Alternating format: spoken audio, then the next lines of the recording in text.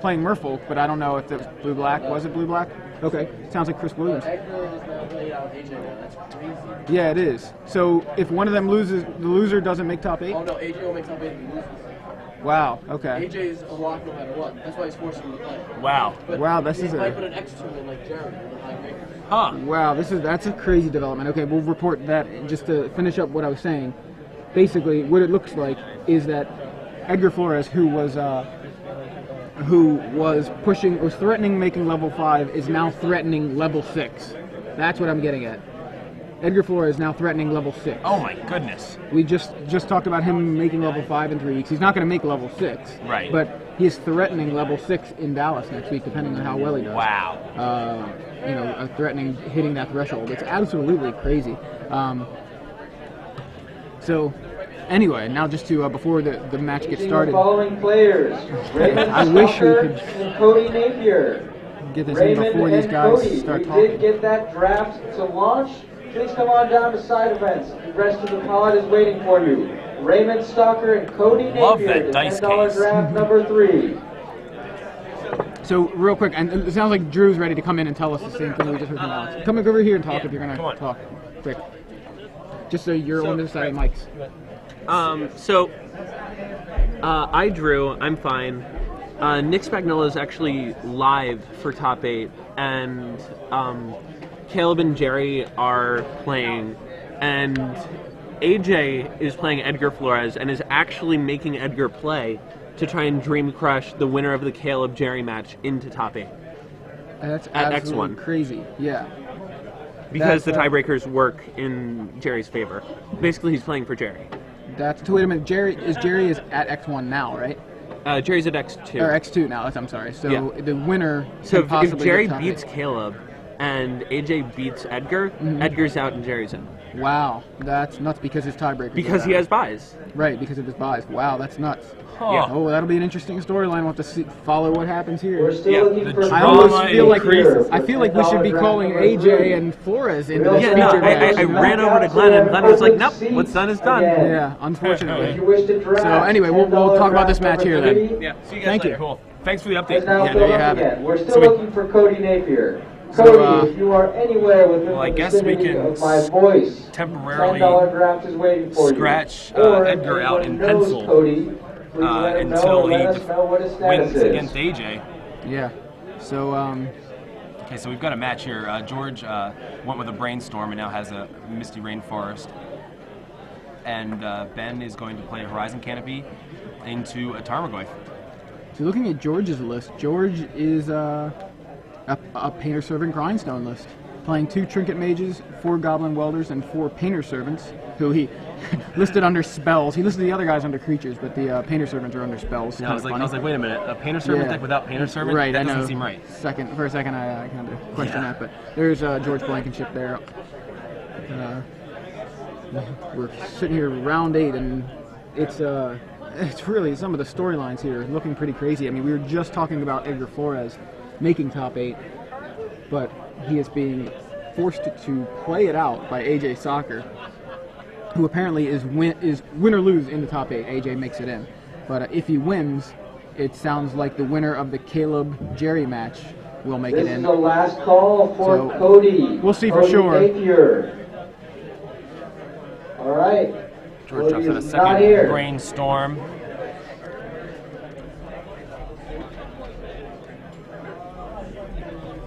At the end of Ben's turn, obviously, and then he plays a Seat of the Synod into a Painter Servant.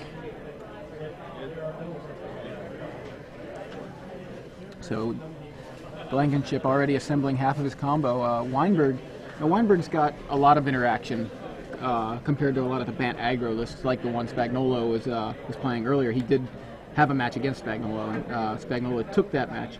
But Wienburg actually has a little more disruption than the typical aggro list, so we'll have to see what he can do about the combo that Blankenship is attempting to assemble, and is halfway there. There's one way to do it. So he attempts the Swords to Plowshares on the Painter's Servant. I believe he does have a Daze in hand, so he can Daze Force of Will if he attempts the Force of Will.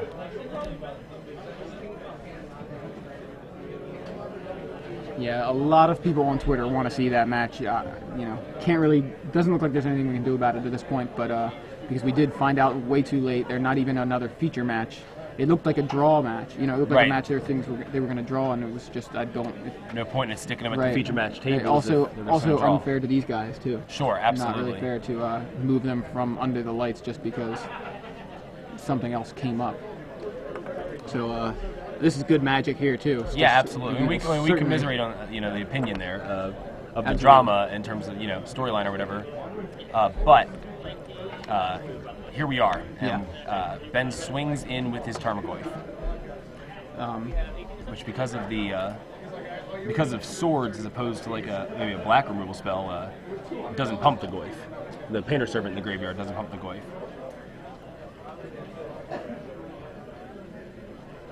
Why wouldn't the Painter Servant pump the Goyf?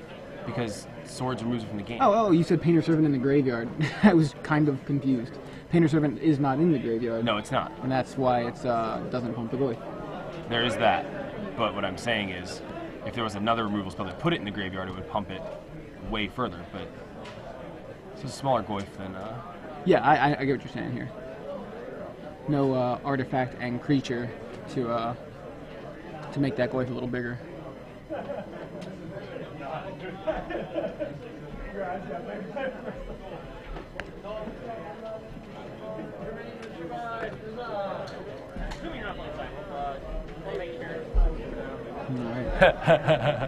Noyan says, see, now it would be nice to have a recruiter, wouldn't it?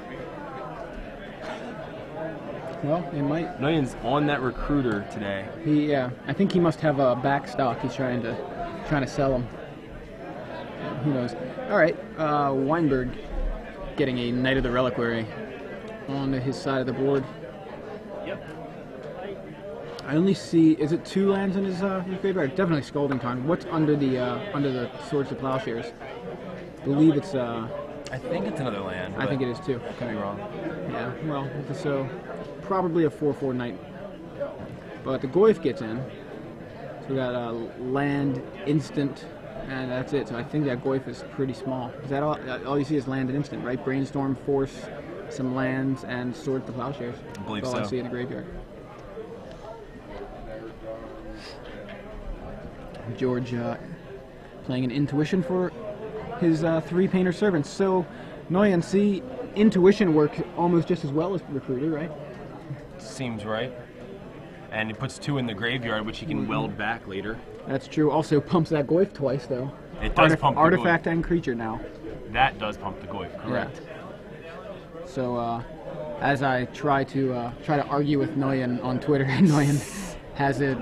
I kind of have a little weakness in my argument in that the Tarmogoyf there kind of makes it look a little better to be playing Imperial Recruiter for a Painter Servant than Intuition. But Intuition, it does have a little more versatility.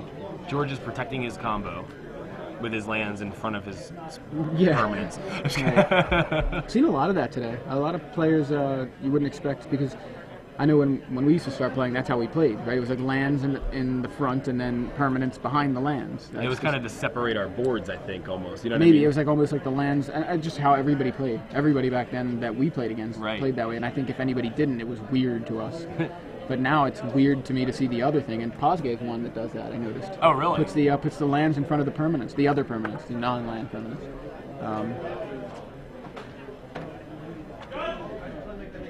I agree. It always feels weird to me, too. So.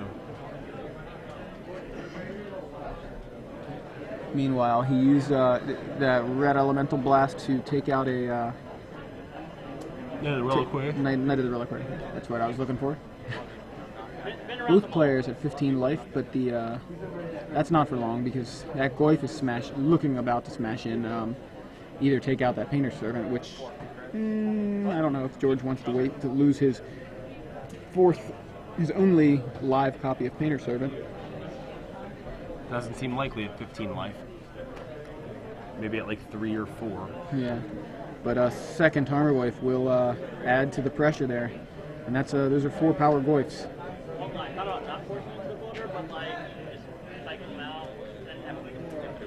George has 1 card in hand. And the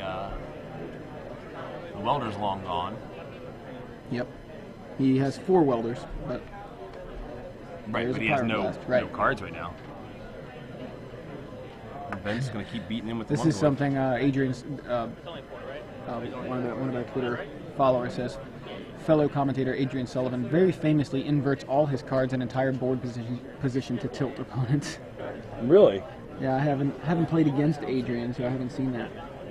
Huh. That's pretty funny. He says he famously does that, but I guess isn't something that I've ever heard about.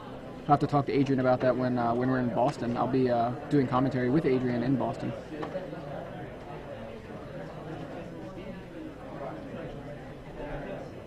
Guessing he searches at the grindstone. Yeah, seems right. See, now this is what on Twitter, Noyan telling us he is still pushing for Recruiter. The fact that Recruiter can get you Trinket Mage, that can get you Grindstone.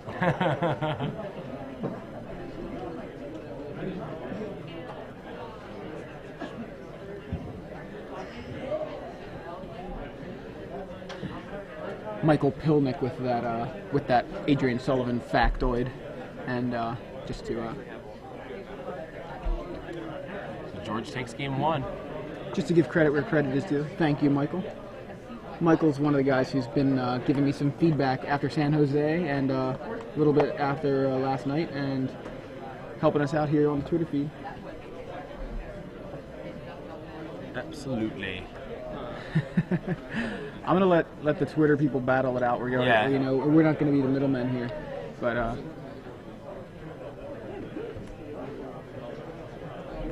Here, I'm just gonna. Oh, no, wrong. He's innocent. I almost added Michael to this. yeah. Be sure to add Adrian R. Hod Dragon as well, who is also getting in on the discussion. But okay, so we saw George take game 1, assembling that combo. Even though Ben had a lot of pressure with Tarmogoyfs on the board, 2 copies of Tarmogoyf. It basically looked like he was threatening the win. It was an impending win for Ben if George couldn't get that grindstone. But he has the Trinket Mage to fetch the grindstone, and that's it. Nothing Wienburg could do about that in this particular situation. No, and, Wienburg does have stifles in his deck, but right, he didn't have one. I assume he didn't have one available there, or else he probably would have used it. You would think so, yeah. Either that or he'd be slapping himself. He'd have a really big palm print on the top of his forehead there. We see he does not, so. Hello. Face, meet palm. Your new roommate.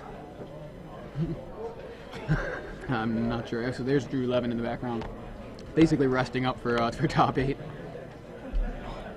For those of you just joining us, I'm Joey Pasco here with Big Head Joe. We're here in Memphis, Tennessee, covering the StarCityGames.com Open Series.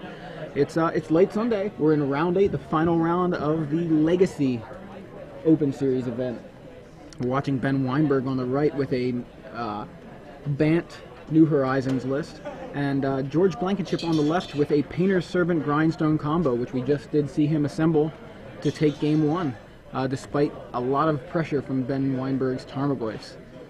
We saw Ben earlier playing against Nick Spagnolo, and despite some impressive plays on Ben's part, he was not able to take that match against Spagnolo.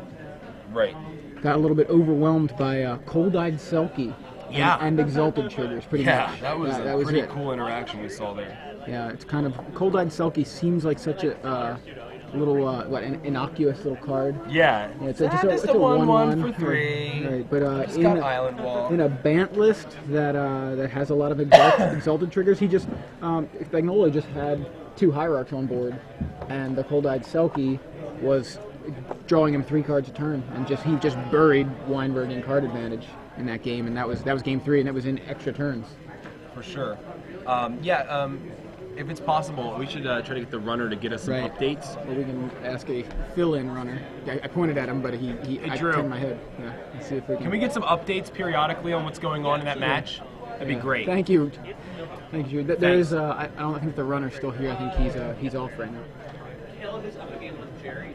Okay. Caleb Durward up a game on Jerry. We saw Caleb Durward last round playing a Painter Servant Grindstone deck of his own. So right now it sounds like both Painter Servant Grindstone lists that we've seen today are up a game. You know, the Grindstone list in the match against Jerry, I think that seems to be the faster of the two decks, right? What? Or Possibly. the two yeah. combo decks. What's that? AJ's AJ is down a also game. down a game, so that obviously means Flores is up a game against AJ. So, thanks to Drew Levin for giving us that report, and hopefully he'll continue to keep us updated there. I'm sure he will. I think he's about as excited he's- about this as we are. He's pretty interested as well. Yeah. Pretty compelling. You know, I've noticed with these weekends that after the weekend's over, I can't remember what happened in Standard. I'm like, wow, this Legacy stuff's so fun, and I'm just like, what did we watch in Standard? Like, I don't even remember. So, you know, I'll remember like the winner, but I have a lot of trouble remembering the matches. Yeah. I think I'll remember the Flores Miss Pagel match that we watched this morning, partly because it was on Sunday, but anyway, it was a nice match. But the cool thing is you can catch the archives on ggslive.com. You sure Just, can. you know, later in the week. I can't wait to go watch the can't wait to go watch the archives from Edison, which the matches that I missed. Right. Well, I'm happy because I have a whole week at my parents' house. I'm just gonna sit there and watch wrestling and Magic all week. Wrestling and Magic and hang out with my friends from college. It's gonna be so much fun. So there's Caracas and a Tarmogoyf. Caracas from Wienburg, and yeah, again the pressure there, and Brainstorm from Blankenship.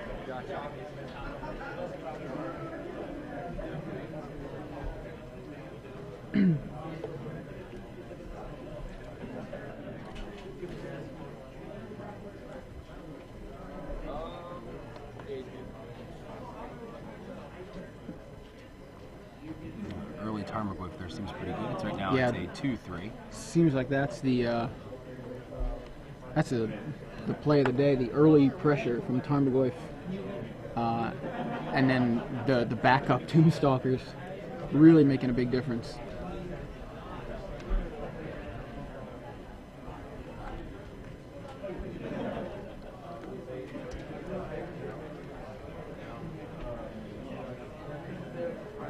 Volcanic Island is going to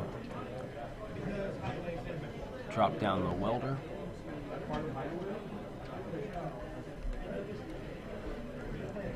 All right, so Goblin Welder, they're probably not there to block Tarmogoyf. Doesn't seem likely. What do we got? We got instant land right now, so that Tarmogoyf isn't so Attention, threatening. draft open top 8 players. 2 power, Please 2 drop. It's an report elvish to draft warrior open right area now. so you can get to see them start your matches.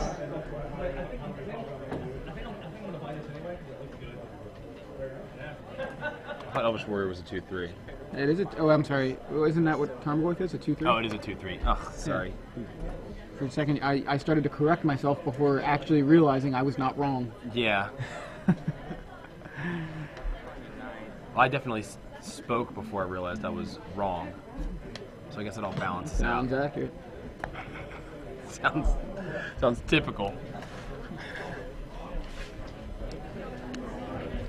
You wonder if there should be like a red card that has an activated ability like target creature gains flying, so it could be a creature type bull. So like Red Bull gives you wings. They could just. Sorry, I have Red Bull over here. I'm And still nursing the that's same what just- can from this morning. Yeah, that's probably a good thing. You also had a lot more caffeine in that Mountain Dew. I did not have that, so. I don't think my leg has stopped shaking all day. I definitely been kicking my legs back and forth onto the table here. But it's good. We're very excited about what we're watching here. All this awesome magic. Rocking out, watching some Legacy. So Blankenship looks like he was considering that City of Traders, but obviously I think he changed his mind. He goes LED.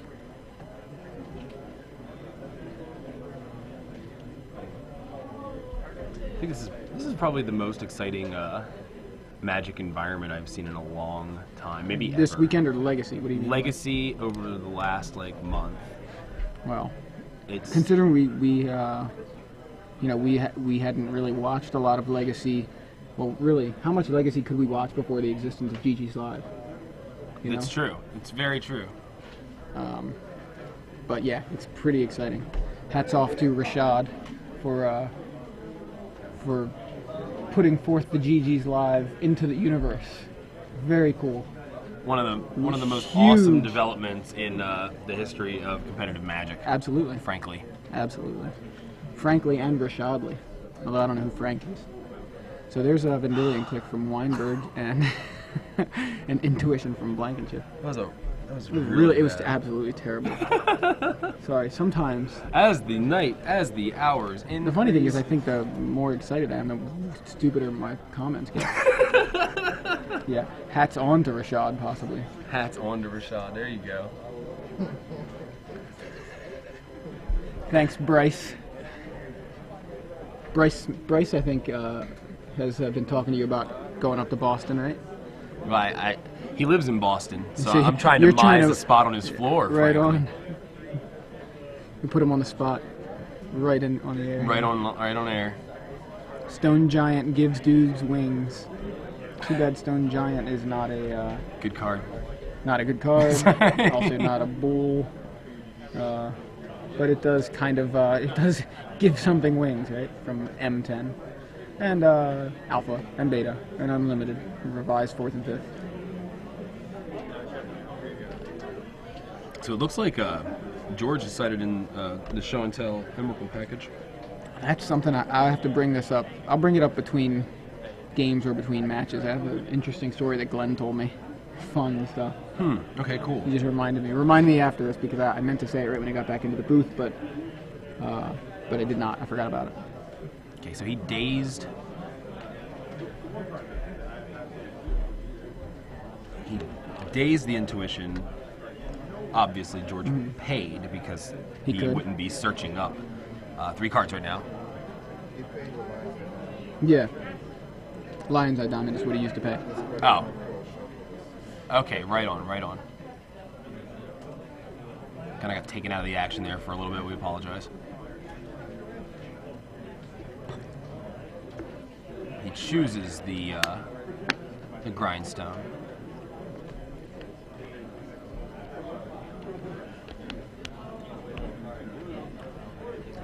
George forcing Weinberg to give him at least one half of his combo.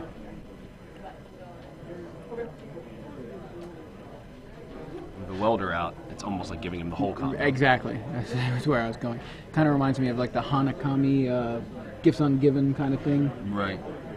Back in I think even Block, Kamigawa Block. That was a fun little setup where you'd gifts ungiven for a bunch of cards, and no matter what they gave you, you were able to get which ones you wanted. It's like either give me what I want or give me cards that are just going to let me get what I wanted right back out of the graveyard. So What did the Kami? Did it have like Soul Shift or something like that, or? Soul Shift, what is that? Oh, I it mean, was, it was like Arcane and all that. oh, okay. Splice onto Arcane. You don't remember Soul Shift? I don't. It's like when a creature goes to the graveyard, you can return like a spirit creature. Isn't that Haunt? All right, No. so there's a. Okay, so he's going to take out the. See the sign out there. Keep him off of 3 mana. But what did he use there? I'm trying to figure out. He's a Crossing Grip. That's what I was gonna say. It looks like Crossing Grip. He just, I'm gonna. I would think you want to Crossing Grip the combo pieces, but I guess it seems like a really good idea to just keep him from ever playing them. If you can do that, but Well, it's also an artifact he can't sacrifice now to the welder. yeah, exactly.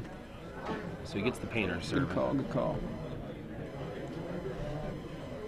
which means he has the other half of the combo too. Right, and there's the Lion's Eye Diamond for Blankenship. And he's empty-handed, so that LED will, that's a free LED. Wow. Nice little, And he can use it to. He can. yeah. I mean, he can't sack it to get the. Grind. He doesn't have a grindstone in his graveyard. But once he plays one, he can use it and just go straight off of it.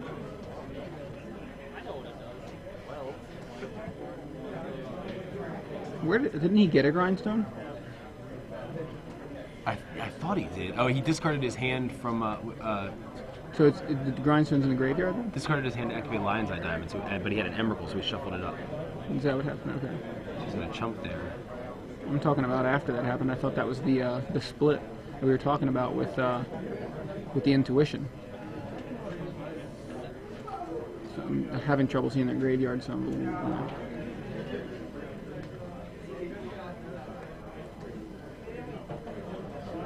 Caracas puts the Vendilion Click back in Wienburg's hand. And Blankenship now ready to hopefully do some damage. And on his draw step, after he draws, Ben flashes in that Vendilion Click, wants to see, what did you get? This is the long way. Wow, there's the grindstone. This is the long way Fate Seal, right? He's like, I'll Fate Seal you in your draw step when you have it. Let's see what he draws. Yeah. So, Caleb, did you win? Cool. Does that make you top 8 or possibly top 8? If AJ successfully dream crushes, I'll be top 8. Okay. Right. Okay. All right, Caleb Durwood beat Jerry Thompson, so An ancient tomb there from George Blankenship. Cracks are misty.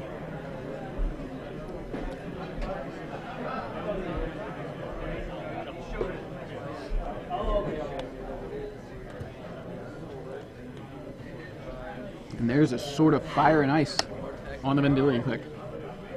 This will, yeah. I'll take care of George. And we're gonna go to game 3. Tell your story. Nice. So yeah, this is really Glenn's story, but he told it to me, and hopefully I don't screw it up. It's not too much to mess up. But basically, there was a new order, or not new order. New order. Yeah, new order. Natural Time order. I see you combo. I Exactly. get down on my knees. So a and pray. show and tell list, right? Guy goes. His opponent, I think, went turn 1 Noble Hierarch. He goes turn 1, like maybe Ancient Tomb, Mox Diamond, removing a land. Show and tell, right? The opponent goes, okay, puts a card face down. The other player, puts his card face down. They flip him up. It's Emrakul from the show and tell player, of course, and Kozilek. Yes, I heard about this. So of course, the Kozilek player, then the show and tell player realizes that's all my permanents. As soon as Kozilek attacks, that's all my permanents. Alex told me the same story, Yeah. but he was going. So Emrakul's over there going, Squidward, Squidward, and he was like waving his arms.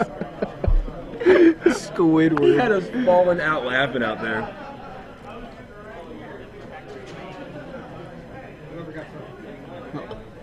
So yeah, I thought that was Take it great easy, man. Thanks. for the show and tell player to get the turn 1 Emrakul and lose.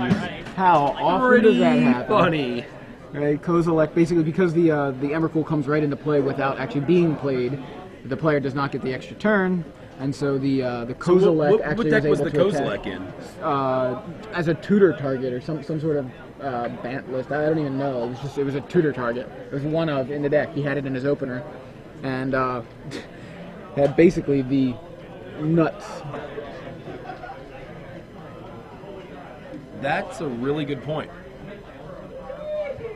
What's that? Go ahead. Some people are saying that the sword. Yeah, did he definitely name blue? I would assume he did. That seems like the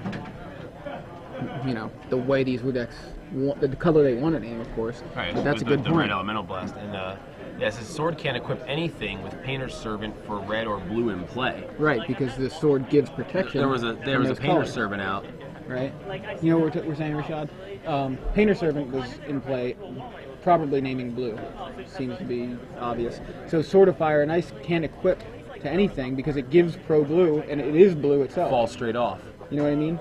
Since the sword now is blue, it should fall right off. Just when I was joking maybe yesterday about a sword that gave protection from like artifacts and enchantments, they were like, well, then the sword would fall right off because it has, the creature has protection from artifacts. So, well, there's a... There's a judge right there. Nothing we can do about it right now. Yeah. Yeah, There was a Painter's Servant out. He equipped the sword to a Vendilion Click. Vendilion Click gains pro blue. Should have lost the sword, but he swung in, and then Blankenship scooped. So, yeah. Right. Yeah. If he scooped in response to the equip, then it doesn't matter if it actually worked or not. Right. I can't remember if he turned it sideways or not. But I'm pretty sure he did. I think he did too. Actually. But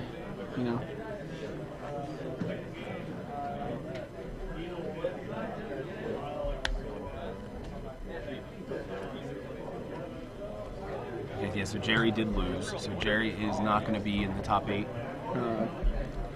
But it looks like, so basically we're still waiting for updates. I'm sure there's a crowd of players over there, crowd of people over there at the AJ and Flores table, and including, I believe, Drew Levin, who is, yeah, there he is, standing over the match, who will certainly give us an update.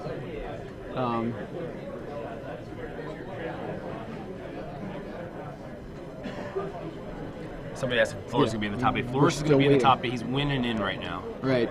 Or drawing in. Yeah, he is either drawing in or winning in, but AJ Soccer, his opponent, declined the draw because AJ is in no matter what at this point. And wanted to attempt to get Jerry in. Right, but at this point, Jerry is not a possibility. Jerry lost his match, so, you know, you wonder... Right, Jerry did lose, but they're still playing. Yeah, it's not it's a whole lot of politics there. Sure. So George leads off with an great furnace. I keep calling it that one Ancient Den as well. I don't Really? know why. That's so funny. I really don't know why. I know Ancient Den is the white one. Great, yeah, Great obviously. furnace. Great furnace into a sensei's top and gets wastelanded. Exactly. And George follows up with a Misty Rainforest. An LED and a Mox Opal, I believe. Yep. Oh, wait a second. Yeah, okay. That's Opal. I was going to say, it is Mox Opal there. Glad he tapped it so we could see what picture it was. Exactly. I was pretty sure that's what it was, but, you know. Especially because he played 3 artifacts and then tapped it, you know. It was kind of like he was intending to achieve Metalcraft there.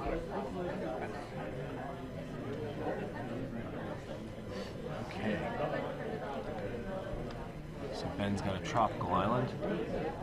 George has a very strong position right now in this game. He is just There's a Goblin Welder down. On turn 2, just setting up his board state there. The Vining Top's going to help him get what he needs. Or the Wasteland that Ben drew is Oh, there's another Wasteland from only Ben. be good for mana at this point because Yeah, wasting that Misty Rainforest is not a likely,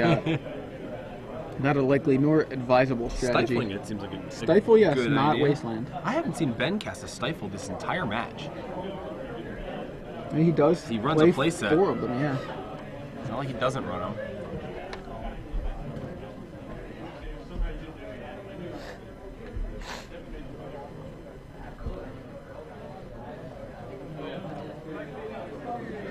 Ancient Tomb from George.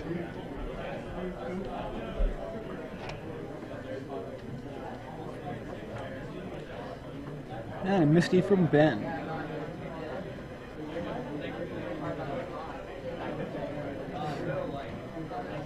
I believe George has Painter's Servant in his hand, and looks like Brainstorm and Intuition. So possibly has the combo ready. Jerry lost, AJ's gonna lose. Jerry lost, AJ's gonna lose. Flores looks like he's in. Is this game 2? 3. Game 2. And Edgar won 1. Edgar won Right. game 1. Edgar looks like he's winning game 2. Is that correct? All right, Drew Levin reporting from the floor. Do you want to hop in for me if you don't mind? Looks like Can step out before we hit top 8. sounds very much like Flores has locked up top 8. Where the game is actually still going on, but Yeah, so AJ might actually just be out of it. really, I mean, like, I thought you were saying he was. what's he's his win either way. record? I don't know. Is I thought he he's. X01 or X11? I think he would be if he loses here, maybe X11. Oh, okay, never mind then. He had a match to give, which explains why he was willing to play for Jerry. Right, I believe that was the situation. So here we are, Blankenship playing Painter's Servant, Grindstone, and Wienburg playing a New Horizons list. Got a lot of pressure over there on Wienburg's side of the board. Well, 2 Tarmogoyfs looks like it's a lot of pressure, except there's only lands in the graveyard right now, so those Tarmogoyfs are squires for the moment. Well, this Intuition looks like it's probably going to... Yeah, I'm going to rectify that situation for Ben. So we're probably going to see, what, Swords in response to Intuition? That would make sense, right? I mean, is the Welder active? The Welder is active, yes. Yeah, okay. Yeah, I definitely can't actually let that guy live. I boarded in Dark Blast just to deal with him. Just to deal with Welder, yeah. Yeah. Seems like a fair idea. Getting that Welder online is, I mean, in this deck it just looks... It's filthy. Yeah, filthy is a good point. Filthy. Did you see Matt Elias's article this week talking about possibly including it in Affinity? instead of something like ATOG. What do you think of that? I think it's a very interesting idea. Gives that deck some, more of a It gives toolboxy it kind of- resiliency, yeah. I don't know if Affinity wants a toolbox, but it would definitely be a cool direction to take it. Right, I mean, being able to go grab your cranial plating or whatever it is you want. Well, and turn your land into your cranial plating? Yeah. Turn Crozen Grip into nothing more than a minor hindrance? I mean, the problem, as with all Affinity innovations, is how well are you able to cast it? Right. So you have your 4 Great Furnace, you have your 4 Mox Opal. Well, I think he was advocating putting it in the slot where ATOG is, so where ATOG is typically run, I guess, in the Sure. Affinity list, and obviously that seems like a nice even trade mana-wise, Yeah. color-wise. So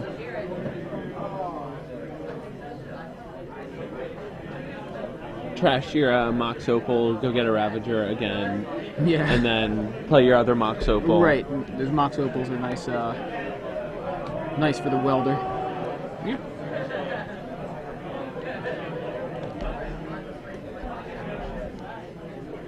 I assume that's top under the there's Open a Series top under logo. the logo. Yep.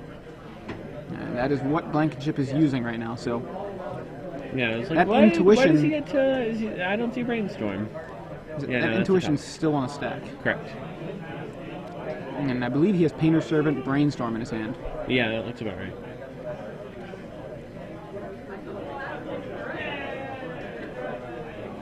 Well, looks like the swords resolves, Yeah. getting rid of that welder. Now the intuition resolves. Just go ahead, use your intuition now. Not so scary with the welder gone. Yeah, I mean, like, you just get Grindstone, right, and go all in? I think so. Oh, Maybe not. wait, so I guess Grindstone is in his hand, Maybe right? that's what it's in his hand. I thought Yeah. it was Painter Servant, but we didn't get a good look. We did see the Brainstorm. We saw very clearly, but the card that was behind it was not clear.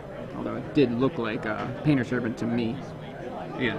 Unless of course, is he trying to trick Wienburg? No, he yeah, didn't. no, No, he he- changed his mind. Okay, so we were right. Yeah, he is. He just goes all in on the grindstones. I mean, I don't so really know next why he- turn, Wienburg can waste him.